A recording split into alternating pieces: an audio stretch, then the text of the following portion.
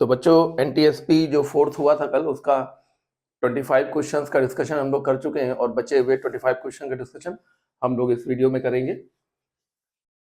26 question है, देखिए 25 तक हो चुके हैं। Question number 26, with what minimum acceleration can an athlete climb a rope whose breaking strength is 1/3 of his weight।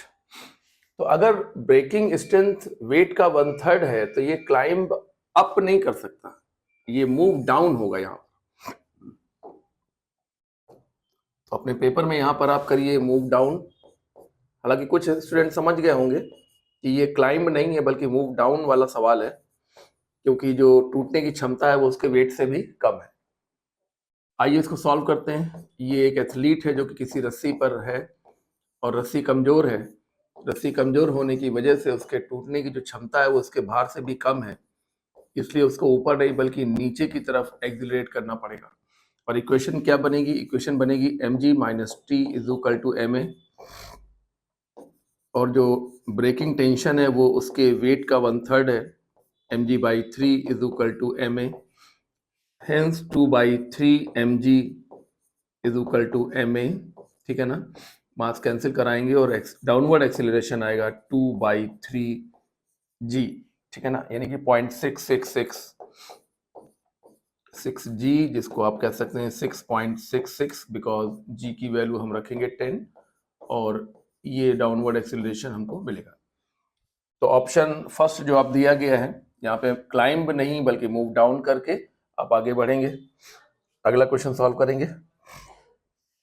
Force और टाइम ग्राफ दिया हुआ है और मोमेंटम पूछा गया है।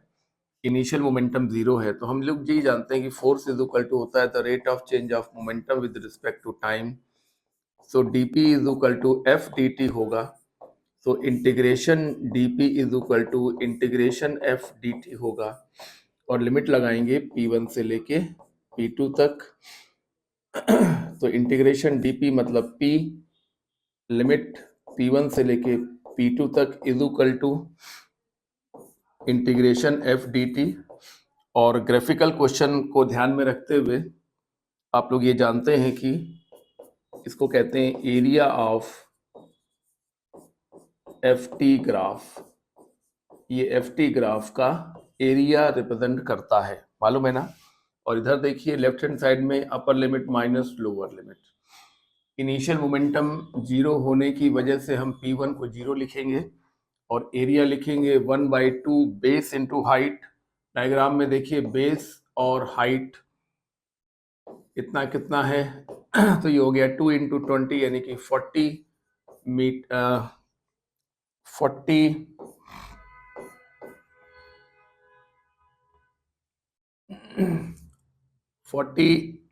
Momentum Newton second. ठीक है ना, इस तरीके से हम लोगों ने फाइनल मोमेंटम फाइंड किया। क्वेश्चन इंपॉर्टेंट भी है, आसान भी है, अच्छा क्वेश्चन है। अगला क्वेश्चन, इस क्वेश्चन में भी वही बात है कि change in momentum P2 minus P1 is equal to integration F D T, यानी कि area of F T graph.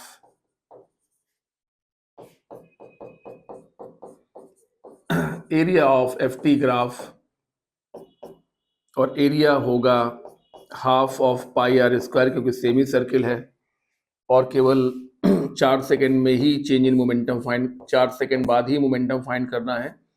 तो हमें पूरा एरिया नहीं बल्कि सिर्फ इतना एरिया निकालना है जो कि आधा सर्किल है, यानी कि पाई आर स्क्वायर बाई 2 यानी कि हाफ। और रेडियस आप देख पा रहे होंगे 2 मीटर है। ये देखिए ये 2 और ये 2 कितना हो गया, रेडियस 2 और 2, ठीक है ना। तो 2 का स्क्वायर तो ये हो गया आपका 4 पाई बाई 2 यानी कि 2 पाई न्यूटन सेकेंड। और यहाँ भी वही बात है कि स्टार्ट किया है रेस्ट से, तो इनिशियल मोमेंटम 0 है, इसलिए 2 सेकेंड 4 सेकेंड के बाद मोमेंटम आपका आ जाएगा P2 बराबर 2 पाई न्यूटन सेकेंड। सवाल समझ में आ रहा है, सोल्यूशन समझ में आ रहा होगा, ठीक है। देखिए यहाँ पर कुछ बॉडीज हैं, एक के बाद एक रखी हुई हैं। इसमें बीच वाली बॉडी के बारे में पूछा गया है और बीच वाली का वेट mg और बीच वाले में टेंशन T नीचे की ओर लगेगा T1 और ऊपर की ओर टेंशन T2। लेकिन विशेष बात यह है कि वेलोसिटी कैसी है बताइए, कांस्टेंट है। अच्छा, आप समझ पा रहे हैं ये 2m वाले को, इसका वेट 2mg, ये लीजिए 2mg, और रस्सी है तो टेंशन T1, और ऊपर एक रस्सी है तो टेंशन T2, बस यही तो होगा। ठीक है, तो वेलोसिटी कांस्टेंट है यानी कि एक्सीलरेशन जीरो है, यानी कि नेट फोर्स जीरो होगा। नेट फोर्स जीरो होगा यानी कि अपवर्ड फोर्स बराबर डाउनवर्ड फोर्स, यानी कि T2 is equal to T1 plus 2mg। ये अकेला इन दोनों को कैंसिल करेगा और net force will be zero. अच्छा सवाल है, आया हुआ सवाल है नीट में, बढ़िया क्वेश्चन है। चाहे इसकी बात करें या इसकी बात करें या इसकी बात करें, तीनों पर ही नेट फोर्स जीरो होगा, क्योंकि सिस्टम में कोई एक्सीलरेशन नहीं है। इसका मतलब है नेट फोर्स जीरो होगा तीनों पर। 10 न्यूटन की बॉडी को, ऑब्जेक्ट को, उसके ऊपर 2 किलोग्राम रखा हुआ है, 8 किलोग्राम के ऊपर 2 किलोग्राम रखा है, खींच रहे हैं 10 न्यूटन से। तो क्वेश्चन है कि ए और बी के बीच में कितना फ्रिक्शन होगा। सबसे पहले हमको ये देखना चाहिए कि बी और ग्राउंड के बीच में कितना फ्रिक्शन है, कितना लिमिटिंग फ्रिक्शन है, ये देखना चाहिए।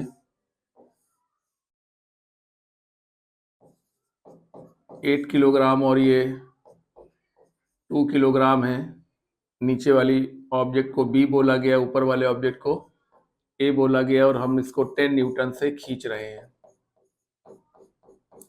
तो सबसे पहले यहाँ का लिमिटिंग फ्रिक्शन चेक करना चाहिए, जिससे ये मालूम पड़े कि बी चलेगा भी कि नहीं चलेगा। अगर बी चलेगा तो हम यहाँ पर फ्रिक्शन कैलकुलेट करेंगे, और अगर बी चलेगा ही नहीं तो ए उस पर रखा रहेगा, और यहाँ और ए और बी के बीच में कोई फ्रिक्शन अप्लाई नहीं होगा। अगर नीचे वाली बॉडी चल ही नहीं रही है तो फ्रिक्शन कैसे बनेगा? फ्रिक्शन तब बनता है जब एक बॉडी में चलने का नेचर हो और दूसरी उसके ऊपर रखी हो, तब फ्रिक्शन जनरेट होता है।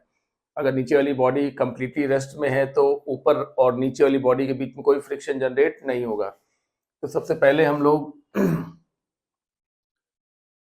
चेक करें, check limiting friction between B and ground.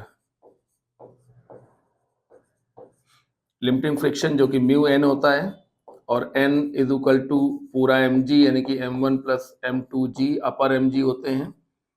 Mu की वैल्यू 0.5 है, m1 प्लस m2 यानी कि 8, 2 प्लस 8, हाँ ऐसे ही है, 0.2 10, तो 0.5 इंटू 10 इंटू 10, तो 5 इंटू 10 यानी कि 50 न्यूटन हुआ। अब देखिए क्या हुआ, यहाँ पर लिमिटिंग फ्रिक्शन 50 न्यूटन है, यानी कि 50 न्यूटन से कम में कुछ भी हिलने डुलने वाला नहीं है, और यहाँ पर सिर्फ 10 न्यूटन का फोर्स लगाया। तो आप क्या कहना चाहेंगे? आप ये कहना चाहेंगे क्योंकि अप्लाइड फोर्स बहुत कम है लिमिटिंग फ्रिक्शन से, इसलिए B will not move, B will not move, B move नहीं करेगा। और अगर बी मूव नहीं करेगा, इसलिए friction between B and A will be zero. बात समझ में आ रही है ना? बात समझ में आ रही है ना? अगर आपकी टेबल पर रखी हुई किताब है मान लीजिए, और टेबल को आप खींच नहीं रहे हैं, या टेबल को आप खींच भी लेकिन टेबल चल नहीं रही है, टेबल में कोई मोशन नहीं है, तो किताब और टेबल के बीच में कोई फ्रिक्शन जनरेट नहीं होगा। क्वेश्चन अच्छा है, काफी लोगों का सही और काफी लोगों का गलत भी हो सकता है। Coefficient of friction of plane inclined at 45 degrees 0.5, then acceleration of body sliding freely, कितने एक्सीलरेशन से स्लाइड करेगी? वैसे तो ये आंसर डायरेक्टली याद होने चाहिए आपको। रफ सरफेस पर एक्सीलरेशन हम लोग बताते हैं g sine theta minus mu cos theta, फिर भी इसको हम देखिए डिराइव किए दे रहे हैं। mg का ये कंपोनेंट होता है mg साइन थीटा, और mg का ये कंपोनेंट जो प्लेन के परपेंडिकुलर होता है ये होता है mg कॉस थीटा, यह सब आपको मालूम है। और उसके अगेंस्ट में ये होता है नॉर्मल रिएक्शन, और क्योंकि नीचे की तरफ सरक रही है इसलिए पीछे की तरफ होगा काइनेटिक फ्रिक्शन। ठीक है ना? इस प्रकार से प्लेन के परपेंडिकुलर हम इक्वेशन बनाएं तो n is equal to mg cos theta होगा। ठीक है ना? ये पहली इक्वेशन प्लेन के परपेंडिकुलर, और प्लेन के अलोंग इक्वेशन बनाएं तो mg sin theta minus kinetic friction is equal to ma। ठीक है ना? ये न्यूटन का सेकंड लॉ हमने लगा दिया है। mg sin theta minus friction mu n is equal to ma, mg sin theta minus mu n मतलब mg cos theta is equal to ma, m common लेके कैंसिल हो जाएगा और फिर g कॉमन आ जाएगा, तो g ब्रैकेट में sin theta minus mu cos theta, g का मान आप 10 रख सकते हैं, sin 45 1/√2 और म्यू की वैल्यू 0.5 और ये 1/√2, ठीक है ना। तो ये आपका बन गया, √2 बाहर ले लीजिए,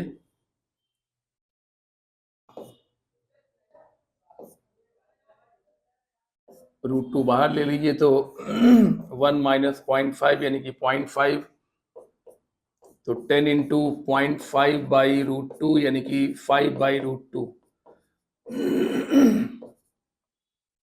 5/√2 को हम ये भी लिख सकते हैं कि ऊपर 2 का मल्टीप्लाई कर दें, नीचे 2 का मल्टीप्लाई कर दें, तो 10/2√2। हालांकि ये अच्छा आंसर है, मीटर पर सेकंड स्क्वायर, ये बेहतर आंसर है क्योंकि ये पूरी तरह से सॉल्व आंसर है, जबकि अभी इसके सॉल्व करने में गुंजाइश बाकी है। 2 से हम 10 को काटेंगे तो 5/√2 आ जाएगा। ये ऑप्शन में नहीं था इसलिए मैंने 2 का ऊपर नीचे मल्टीप्लाई कर दिया। इस प्रकार से हमारा ऑप्शन नंबर 4 सही हो गया।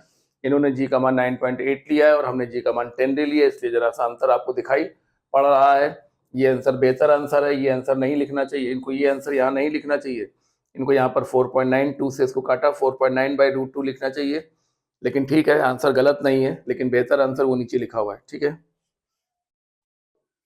स्टेटमेंट है bird align on stage wire, जब किसी तार पर चिड़िया बैठती है तो तार थोड़ा सा नीचे की तरफ झुकता ही है, जहां पर चिड़िया बैठती है वहीं पे झुक जाता है।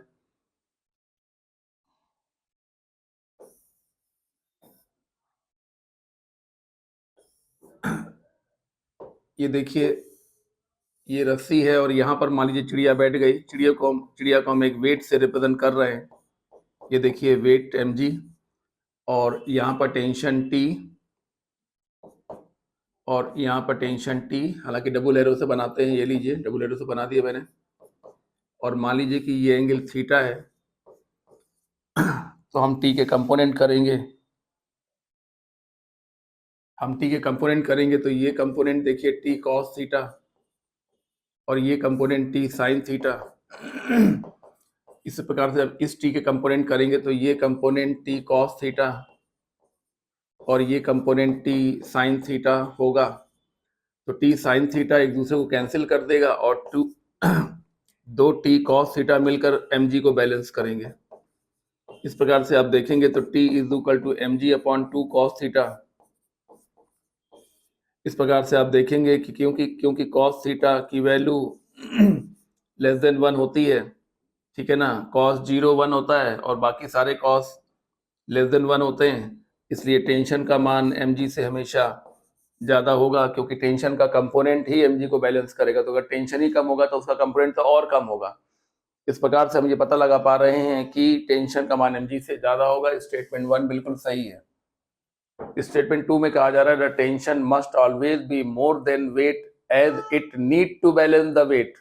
टेंशन वेट से ज़्यादा ही होना चाहिए, क्योंकि रस्सी सीधी नहीं है, रस्सी ऐसे है, ये इस प्रकार से इंक्लाइन है। तो अगर टेंशन ज़्यादा बड़ा होगा तो उसका कंपोनेंट वेट को बैलेंस कर पाएगा, अगर टेंशन ही कम होगा तो उसका कंपोनेंट तो और भी कम होगा जो वेट को बैलेंस नहीं कर पाएगा। तो दोनों स्टेटमेंट बिल्कुल सही स्टेटमेंट हैं। Both statement 1 and 2 are correct. Option first होगा।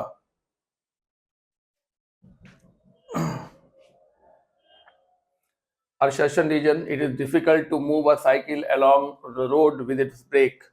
अगर साइकिल का चक्कर जाम हो जाए, देखिए ब्रेक लग गया, ब्रेक लगने से चक्का जाम हो गया, तो अब हम साइकिल को जब धक्का देंगे तो टायरों में बहुत रगड़ लगेगी, हाँ, और जब हम इसको धक्का देंगे तो ये आसानी से रोड पर नहीं चलेगी। आप ब्रेक लगा दीजिए दोनों हाथों से और साइकिल को घसीटने की कोशिश कीजिए, आप देखेंगे आपको बड़ी मुश्किल आएगी, क्योंकि काइनेटिक फ्रिक्शन लग रहा होगा जो रोलिंग फ्रिक्शन से ज़्यादा होता है। आगे लिखा हुआ है sliding friction coefficient is greater than rolling friction.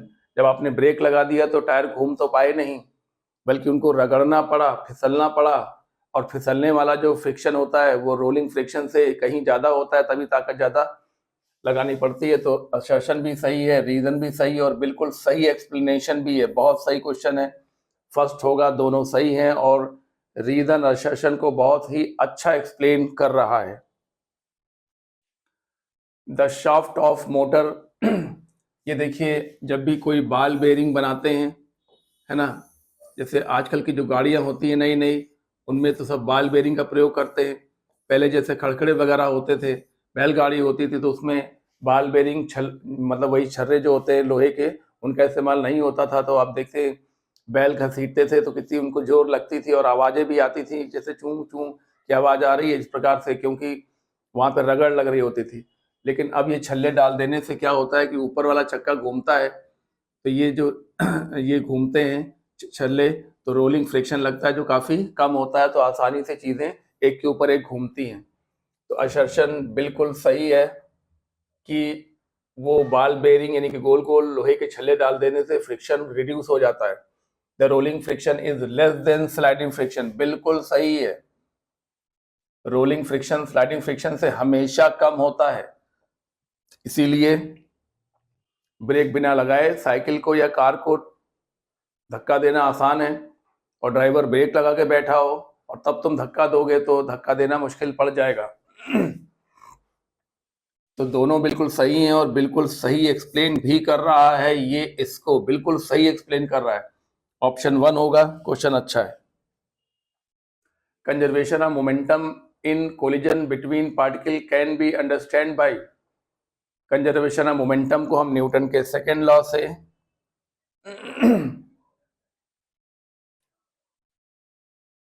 और थर्ड लॉ दोनों से समझ सकते हैं। कैसे? आइए सेकेंड लॉ से इसको समझने की कोशिश करें। The rate of change of momentum is called force. तो सेकेंड लॉ से हम समझने जा रहे हैं कि अगर एक्सटर्नल फोर्स जीरो है, तो फोर्स जीरो होने का मतलब है मींस मोमेंटम कांस्टेंट है। तो ये देखिए, कंजर्वेशन ऑफ मोमेंटम प्रूफ हो गया सेकेंड लॉ से। अगर ये जीरो होगा तभी होगा जब मोमेंटम कैसा होगा, कांस्टेंट, क्योंकि कांस्टेंट का डिफरेंशिएशन जीरो होता है। तो अगर एक्सटर्नल फोर्स जीरो है यानी कि मोमेंटम कांस्टेंट होगा। ये कंजर्वेशन ऑफ मोमेंटम को हमने सेकेंड लॉ से प्रूफ किया, और अब हम कंजर्वेशन ऑफ मोमेंटम को थर्ड लॉ से प्रूफ कर रहे हैं कि जब कोई व्यक्ति किसी नाव से कूदता है आगे की तरफ, ये देखिए आगे की तरफ कूदता है तो अपने पैरों से इसको पीछे की तरफ धक्का देता है, तो इसका मोमेंटम P1 और इसका मोमेंटम P2, और P1 और P2 हमेशा बराबर होते हैं, यानी कि कूदने के पहले का मोमेंटम जीरो था, इनिशियल बराबर फाइनल, ये भी जीरो था तो ये भी जीरो होगा, क्योंकि P1 P2 को बैलेंस करेगा। तो ये देखिए, कंजर्वेशन ऑफ मोमेंटम को न्यूटन के सेकेंड लॉ और न्यूटन के थर्ड लॉ यानी कि एक्शन रिएक्शन लॉ से समझा जा सकता है। बहुत अच्छा क्वेश्चन है, ऑप्शन 4 होगा। कई लोगों का ये क्वेश्चन हो सकता है गलत हो गया हो, लेकिन जिसने बुकलेट मेरी पढ़ी है उसमें लिखा हुआ है कि कंजर्वेशन ऑफ मोमेंटम को न्यूटन के सेकेंड और थर्ड लॉ से समझा या समझाया जा सकता है।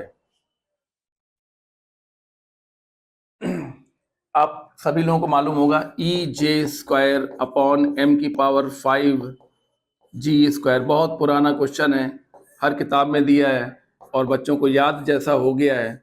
ये एनर्जी है, ये एंगुलर मोमेंटम है, ये मास है और ये ग्रेविटेशनल कांस्टेंट है। E² अपॉन m की पावर 5 G² को सॉल्व करने पर, डायमेंशन निकालने पर, ऊपर और नीचे की सारी डायमेंशन कट जाती हैं और आ जाता है 1, और 1 का मतलब होता है डायमेंशन लेस। ये आपको याद भी अब तक क्वेश्चन हो गया होगा।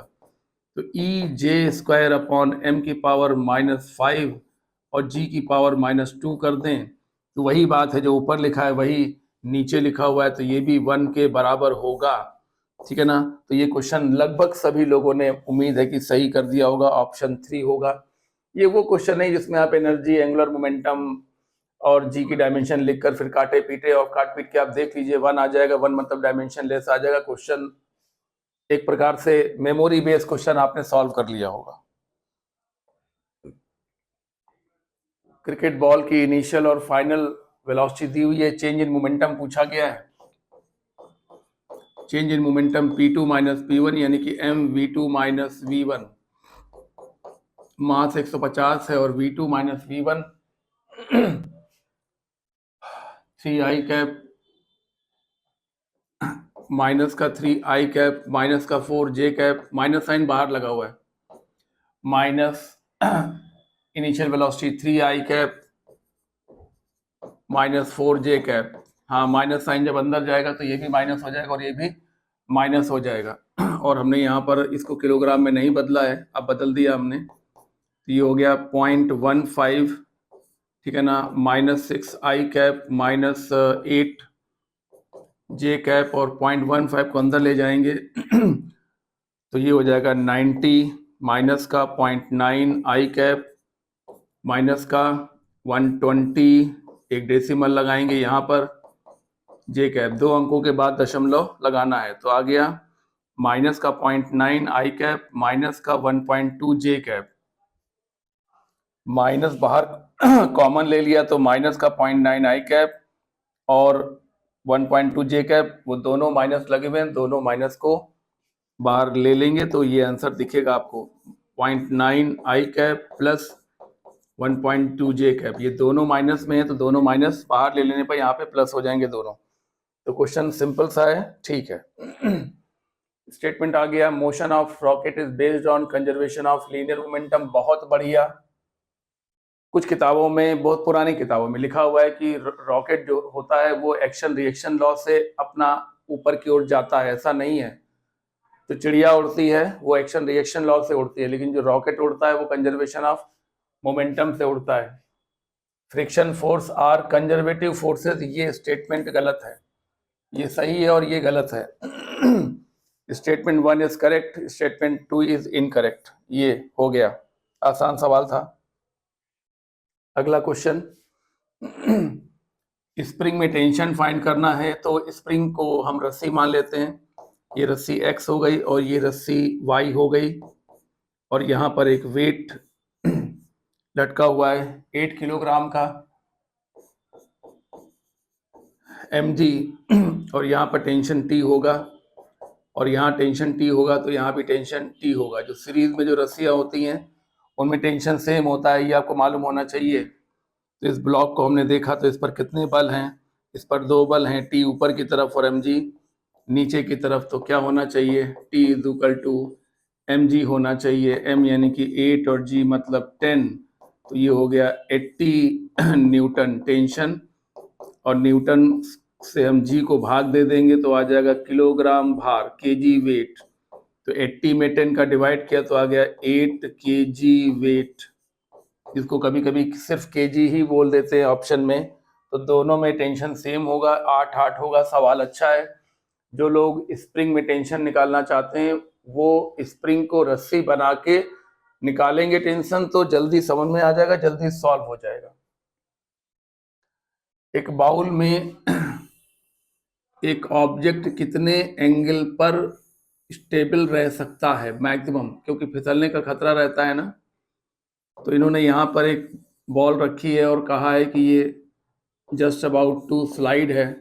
बॉल तो इन्हें रखनी नहीं चाहिए, पहली बात तो यहाँ पे ऑब्जेक्ट होना चाहिए। बॉल तो वैसे भी रोल करके नीचे चली जाएगी, इसे कौन रोक पाएगा। ऑब्जेक्ट होगा, जैसे कोई क्यूब या क्यूबॉइड होगा वो रुक पाएगा, बॉल तो वैसे भी लग जाएगी। कहने का मतलब है कि यहाँ पर ऑब्जेक्ट थोड़ा रेक्टेंगुलर, थोड़ा सा क्यूब या क्यूबॉइड जैसा होना चाहिए। आइए, हमारा क्वेश्चन है कि कितने एंगल पर ये टिका हुआ है, मैक्सिमम कितने एंगल पर टिका हुआ है। एंगल को इन्होंने अल्फा बोला, हमने गलती से थीटा बना दिया, तो बना रहने दो, कोई बात नहीं। तो आइए इसको सॉल्व करते हैं। ये mg होगा और वो एंगल थीटा है, तो ये भी थीटा होगा। तो mg का ये कंपोनेंट mg cos थीटा और ये वाला कंपोनेंट mg sin थीटा होगा, और mg sin थीटा ही उसे नीचे सरकाने की कोशिश करेगा। तो इसे कौन रोकेगा, लिमिटिंग फ्रिक्शन रोकेगा, क्योंकि हम सवाल को उस समय सॉल्व कर रहे हैं जब ये block just about to slide है। आइए, नॉर्मल रिएक्शन हमने अभी नहीं बनाया भाई, उसको बना लिया जाए। ये देखिए, तो सरफेस के perpendicular n is equal to mg cos theta, ठीक है ना, और सरफेस के अलोंग बनाएंगे तो friction is equal to mg sin theta, ठीक है ना। फ्रिक्शन को हम लिखेंगे mu n is equal to mg sin theta, n को हम लिखेंगे mg cos theta is equal to mg sin theta. mg से mg कट करने के बाद आप समझ पा रहे होंगे sin theta upon cos theta यानी कि tan theta is equal to mu, जिसकी वैल्यू 1/3 दी हुई है। तो ऑप्शन में कहीं पर ऐसा नहीं लिखा हुआ है तो इसको हम रिवर्स कर दें, तो 10 का reverse cot theta is equal to आ गया 3। सवाल आसान है, सभी लोगों ने कर लिया होगा, लेकिन हो सकता है 10 या cot के चक्कर में कुछ गलतियां हो गई हों। सवाल अच्छा है।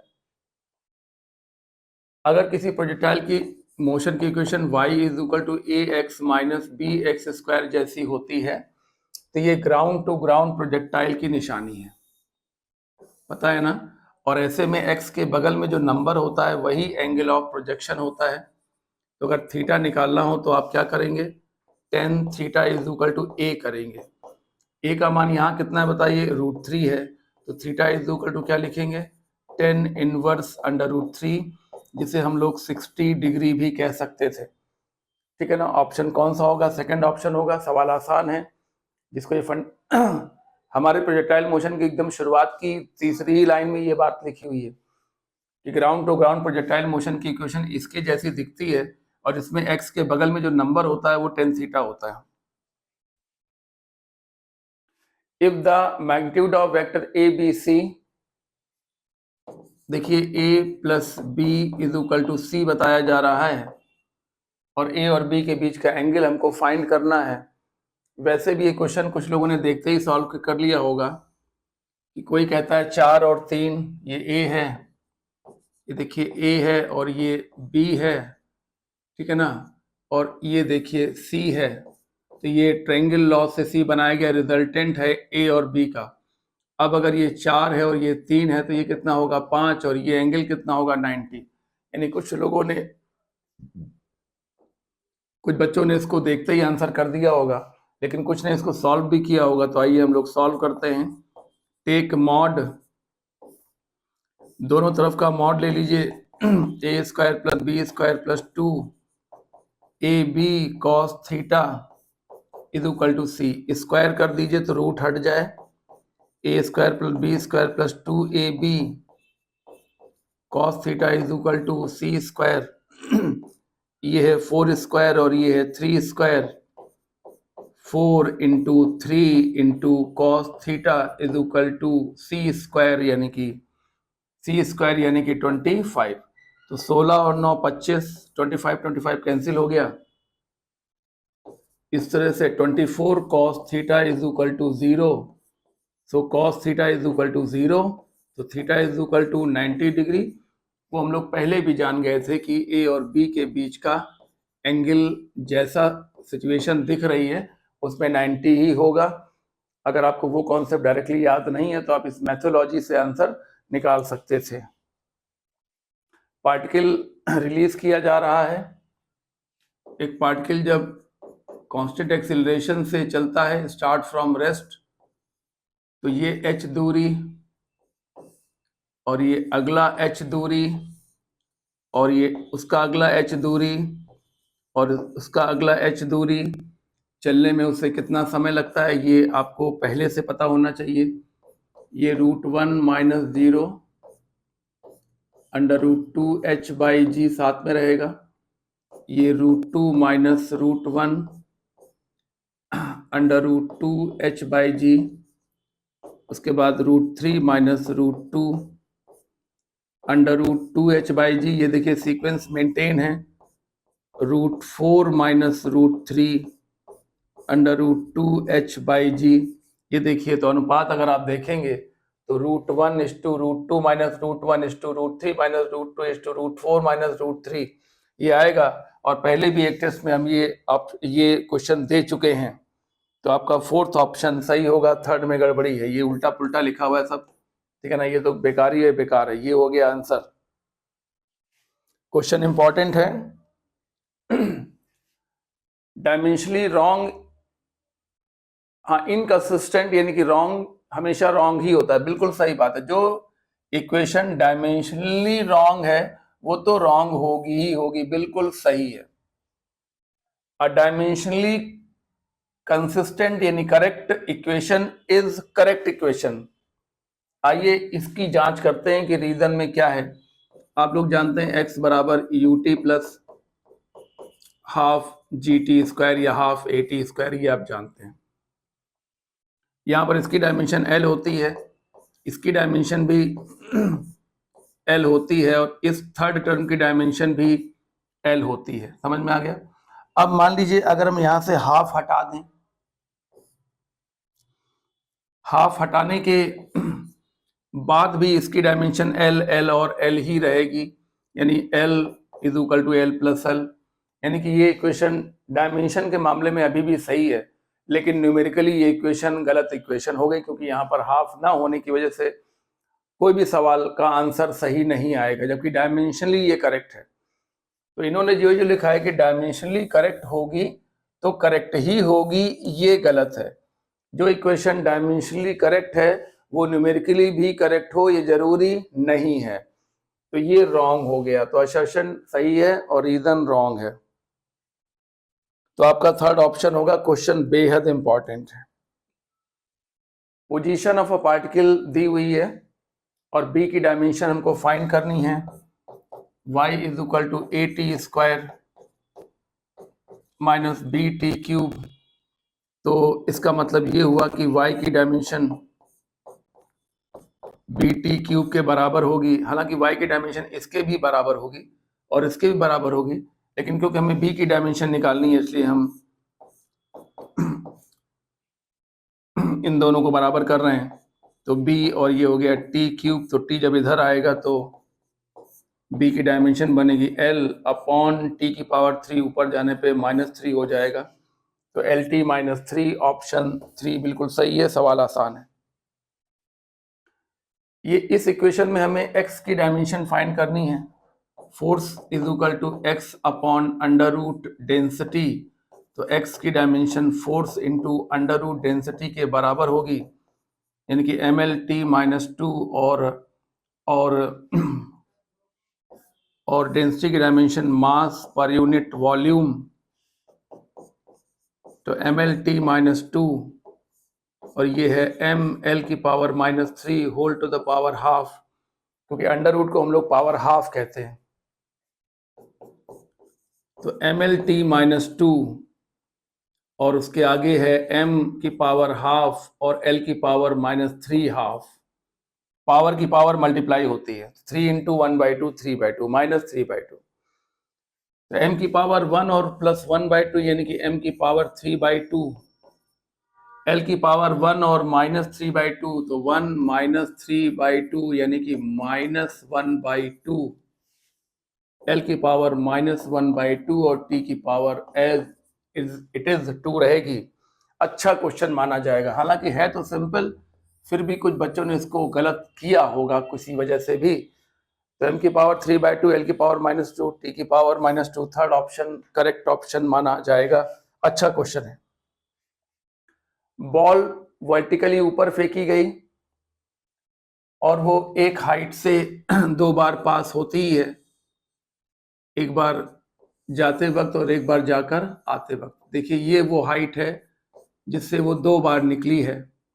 ये देखिए ऊपर जाते वक्त ये हाइट मिली और जाकर आते वक्त भी फिर से वही उसी हाइट पर देखा गया। तो u की वैल्यू फाइंड करनी है।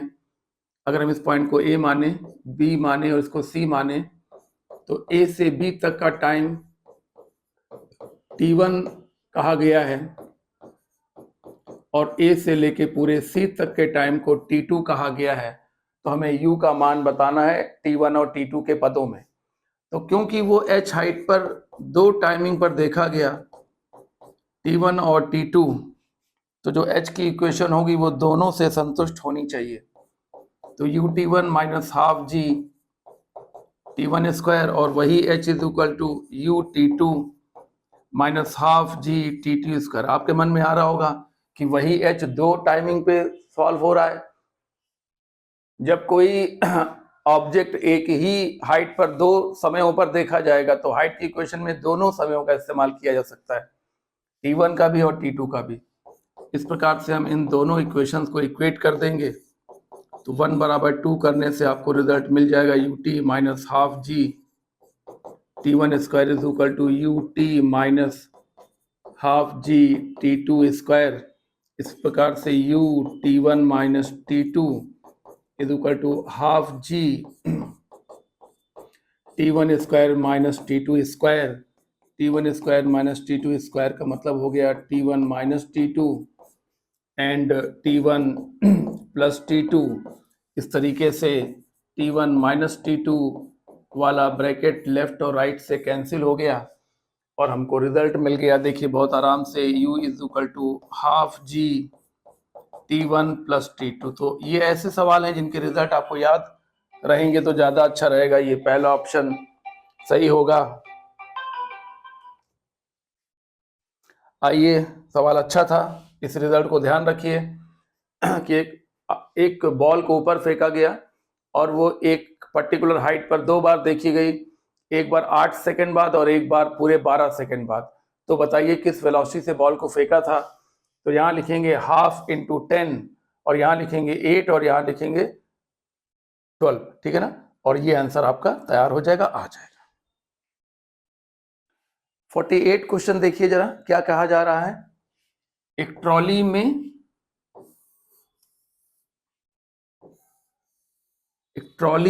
जो कि एक्सीलरेट कर रही है, उसमें एक पुली में एक रस्सी में एक बॉल, और बॉल थोड़ा पीछे क्यों आ गई ये समझने के लिए आपको इसी ट्रॉली पर बैठ जाएंगे तो ज़्यादा अच्छे से समझ में आएगा। क्योंकि ट्रॉली नॉन इनर्शियल फ्रेम है तो हम ट्रॉली पे बैठ गए तो हम सबसे पहले क्या लगाएंगे बताइए, स्यूडो फोर्स लगाएंगे ma। उसके बाद हम बाकी फोर्सेस जैसे लगते हैं वैसे लगाएंगे। ये देखिए mg लगाएंगे और यहाँ पर टेंशन लगाएंगे और यहाँ पर जो पर्सन खड़ा हुआ है वो रस्सी को खींच रहा है कितने एक्सीलरेशन से, a एक्सीलरेशन से। तो जब ये a एक्सीलरेशन से नीचे आएगा तो ये धागा भी a एक्सीलरेशन से ऊपर की तरफ, हाँ आगे की तरफ जाएगा। जब ये a होगा तो ये भी a होगा। ये लाइन क्या प्रदर्शित कर रही है, ये ma और mg का जो रिजल्टेंट है उसको प्रदर्शित कर रही है, ठीक है ना। तो इस बॉल पर लगने वाले फोर्सेस कौन कौन से हैं। बॉल पर लगने वाले फोर्सेस यहां मैं बना देता हूं, यहां बना देते हैं। ये देखिए T और हाँ ये टेंशन T लग रहा है और ये लग रहा है इन दोनों का रिजल्टेंट R और एक्सीलरेशन आगे की तरफ है। तो एक्सीलरेशन जब आगे की तरफ है तो कौन बड़ा हुआ, T बड़ा हुआ। तो इक्वेशन बनेगी T minus R is equal to ma। T minus R क्या है, R है under root mg square plus ma square,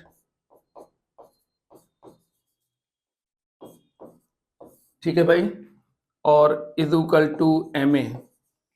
तो m बाहर ले लेंगे तो T minus m under root G square plus a square is equal to ma। इस प्रकार से T is equal to m under root G square plus a square plus ma। बहुत बढ़िया सवाल है, बहुत ही सिंपल लेकिन बहुत बढ़िया सवाल है। ज्यादातर स्टूडेंट्स ने इस क्वेश्चन को हो सकता है ड्रॉप कर दिया हो, छोड़ दिया हो। सवाल अच्छा है। 49th क्वेश्चन है। 49th क्वेश्चन के बारे में आपको ये पता होगा और पता होना चाहिए, इसलिए मैं आपको बता रहा हूं डायरेक्टली कि अगर यहां से यहां तक एवरेज वेलोसिटी v1 है और यहां से यहां तक एवरेज वेलोसिटी v2 है और यहां से यहां तक एवरेज वेलोसिटी v3 है और यहां से यहां तक के जो टाइमिंग्स हैं वो t1, t2 और t3 हैं।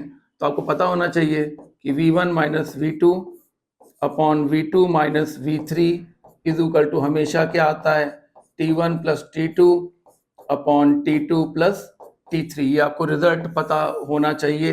1D पढ़ाते वक्त इसको हम लोग डेराइव करते हैं। तो v1 minus v2 upon v2 minus v3 बराबर t1 plus t2 upon t2 plus t3। तो कौन सा इक्वेशन सही आएगा, ये देखिए, ये ऊपर माइनस है, दोनों में प्लस होता है। ये देखिए ऑप्शन 4 सही हो गया, ये भी गड़बड़ है, बटे नहीं लगा यहाँ पर, आपके पेपर में तो लगा ही होगा। तो ऑप्शन 4 सही होगा, ये फार्मूला है, इसको ध्यान रखिए और ऐसे क्वेश्चन फटाक से इससे सॉल्व हो जाएंगे। और यहाँ पर पूछा गया है कि कौन सा फ्रिक्शन सबसे कम ज्यादा होता है। रोलिंग फ्रिक्शन सबसे कम होता है, उससे ज्यादा होता है स्लाइडिंग यानी काइनेटिक फ्रिक्शन, और सबसे बड़ा होता है स्टैटिक फ्रिक्शन। रोलिंग में सबसे कम एफर्ट लगाना पड़ता है, घसीटने में उससे ज्यादा, और अगर कोई चीज बिल्कुल स्टैटिक हो तो उसको चलाने में और ज्यादा बल लगाना पड़ता है, क्योंकि रोलिंग फ्रिक्शन सबसे कम, उससे ज्यादा काइनेटिक फ्रिक्शन और सबसे ज्यादा स्टैटिक फ्रिक्शन होता है। तो इस प्रकार से फिजिक्स टेस्ट सीरीज के 4th टेस्ट को हम लोगों ने पूरी तरह से डिस्कस कर लिया है 2 वीडियो के अंडर में। आप लोग इनको देख लीजिए, कोई समस्या होनी नहीं चाहिए, बिल्कुल भी नहीं होगी। कोई चीज आपको पूछनी समझनी है तो आप बात कर सकते हैं, पूछ सकते हैं। 9918000071। कोई क्वेश्चन पूछना है तो इस पर व्हाट्सअप कर सकते हैं, कोई बात करनी है तो इस पर कर सकते हैं, कोई क्वेरी है आपकी तो ठीक है ना, तो मैं आपकी उस परेशानी को दूर करने की कोशिश करूंगा। क्वेश्चन लगाते रहिए, 10-15 रोज मैं कह रहा हूँ इसीलिए कि आप भूल जाते हैं, तो मैं आपको याद दिला देता हूँ, क्योंकि बच्चे तो बच्चे ही होते हैं, भूल जाते हैं। हमको भी कुछ लोग याद दिलाते हैं कि आपको ये काम करना है करिए, आपको ये काम करना है करिए, तो हम करते हैं। जब कोई कहने सुनने वाला नहीं होता है तो कोई व्यक्ति ऐसा हो सकता है जो काम कम करे या ना करे, इसलिए मैं आपसे कहता रहता हूँ कि क्वेश्चन लगाते रहिए। 5 लगे तो 5 लगाइए, 8 लगे, 10 लगे, 12 लगे, 15 लगे, जितने आपसे लग पाए लगाते रहिए, लगे रहिए। Thank you.